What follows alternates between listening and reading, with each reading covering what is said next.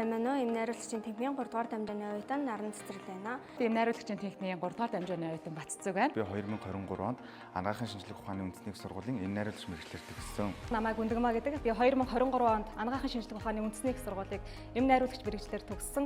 Одоо төгсөөд нийтийн үйлчлэгээтэй эмийн санд очоор урагчаар ажилладаг. Манай мэргэжил болохоор эрүүл мэндийн салбарт эм ханган нийлүүлэх байгууллага болон эмийн сан, эмийн үйлдвэр зэрэгт эмзийн тусламж үйлчилгээ үзүүлдэг.